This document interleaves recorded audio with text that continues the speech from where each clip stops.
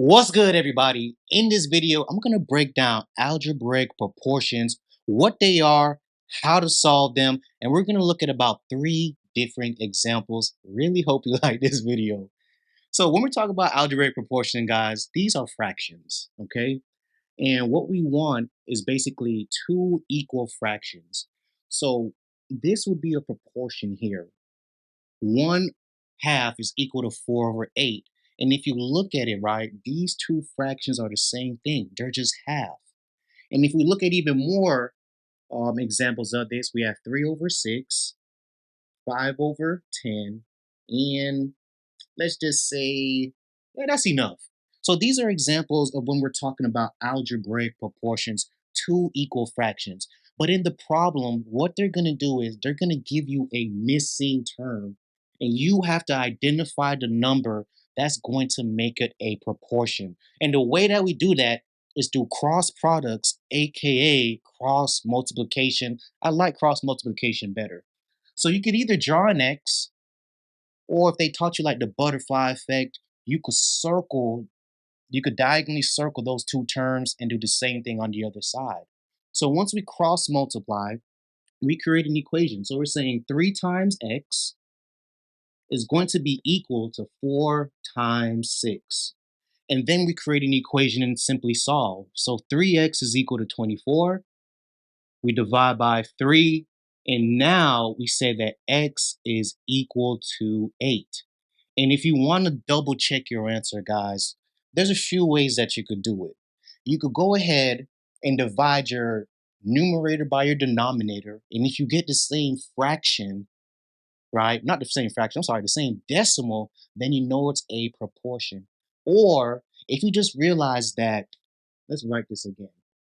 All they did was multiply the top and bottom by 2, and they got 6/8. So this is the same fraction, it's just multiplied by 2. So there's different ways to look and check that it is a proportion. But what we're going to do in our second example is look at a proportion when it has more than one term or more than one number. In our second example now, we have a proportion that has more than one term. So how do we solve? And what I want you guys to know is the same exact process. There's only one significant difference, and I'm going to show you that. So we know that we're trying to figure out what x is. We're going to draw our x, right, and cross multiply. But anytime you have more than one term, I tell students to put it in parentheses because we're going to distribute, right?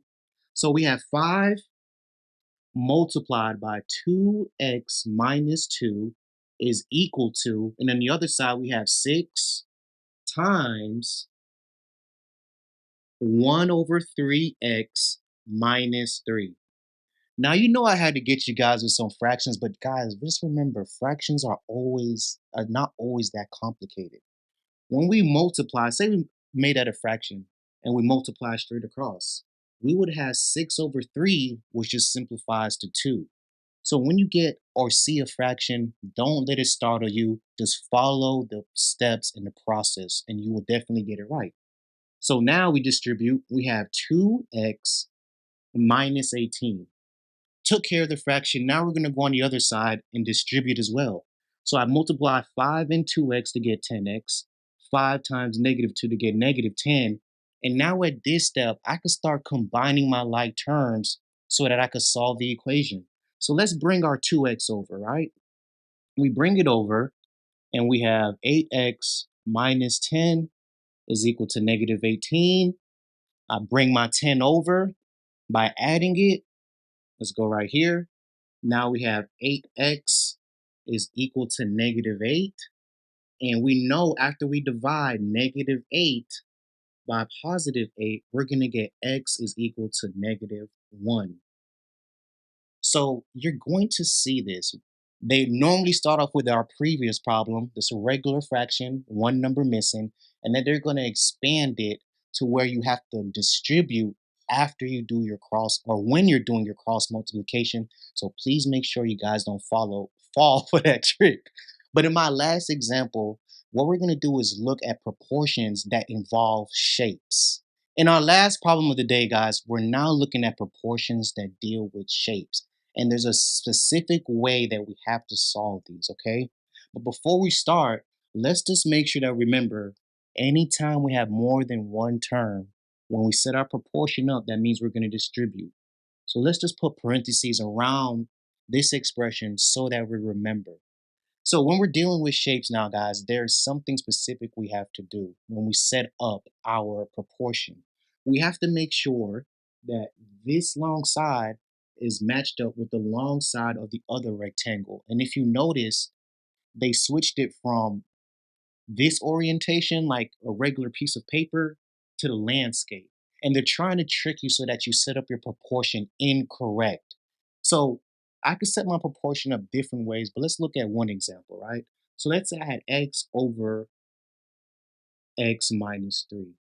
When I want to set up the other proportion to solve, I have to make sure that this long side of the first shape matches up with the long side of the second one. So what that means is that my second fraction should be 10 over 9 because I have the long side divided by the short side.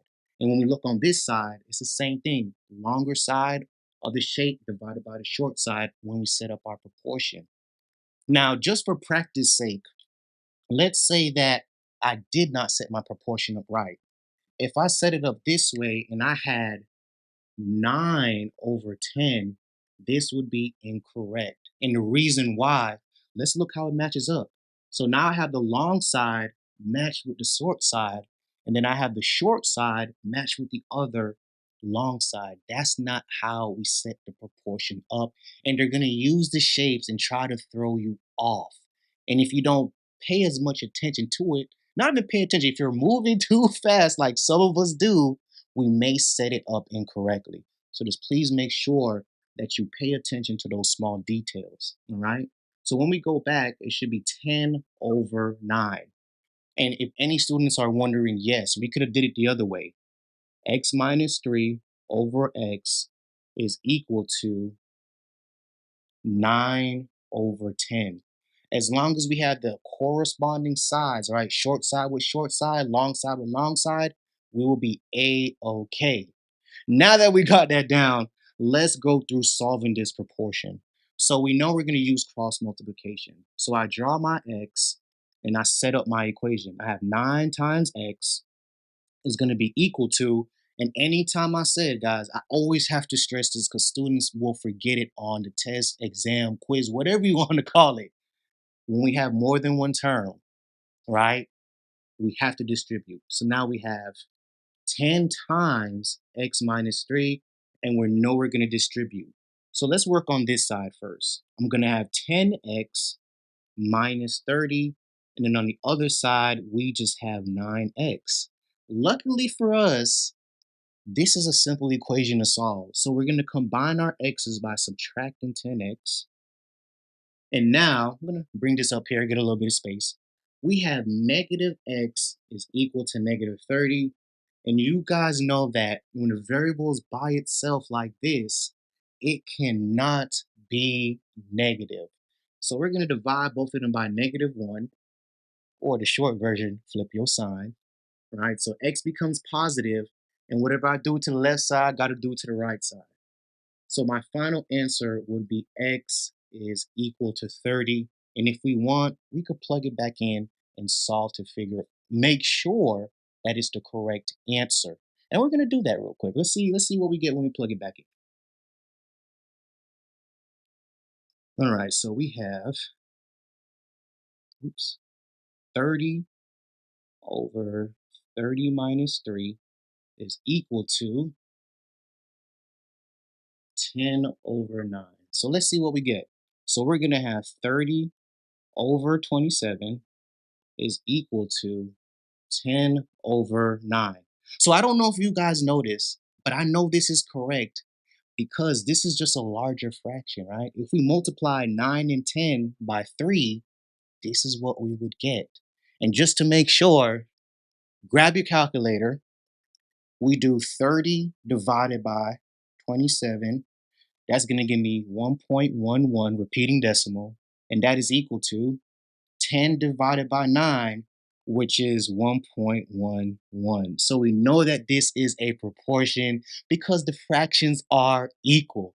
Really hope this video was helpful for you guys today on solving algebraic proportions. This is Algebra 1 with Mr. Peters. Thank you so much for joining us today. Hit the like button for us, subscribe to the channel, and leave comments for future videos you guys would like to see on my channel. Or if you guys had any questions or concerns from this video, thank you guys for watching.